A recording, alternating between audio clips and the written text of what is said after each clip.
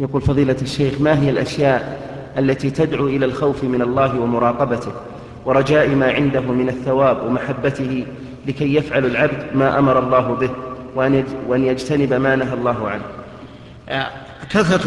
كثرة قراءة القرآن بتأمل وتدبر، النظر في آيات الله العظيمة كالسماوات والأرض والشمس والقمر والنجوم، النظر في آيات الله العظيمة كهطول الأمطار وامتناعها وما أشبه ذلك، النظر في نعم الله، لأن من نظر إلى نعم الله تعالى أحب الله عز وجل.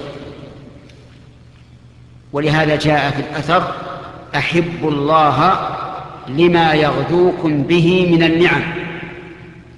والإنسان بطبيعته يحب من أحسن إليه، ولا أحد أعظم إحسانا ولا أكثر إحسانا من إحسان الله عز وجل.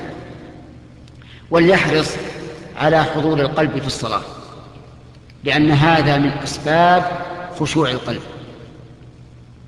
وتأمل قول الله تعالى: قد أفلح المؤمنون الذين هم في صلاتهم خاشعون، هذا في أول الآيات. في آخر الآيات: والذين هم على صلاتهم يحافظون، والذين هم على صلواتهم يحافظون، والذين هم على صلواتهم يحافظون.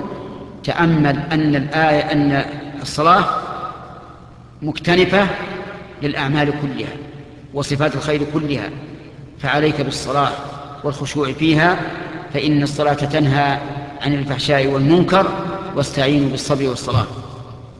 نعم.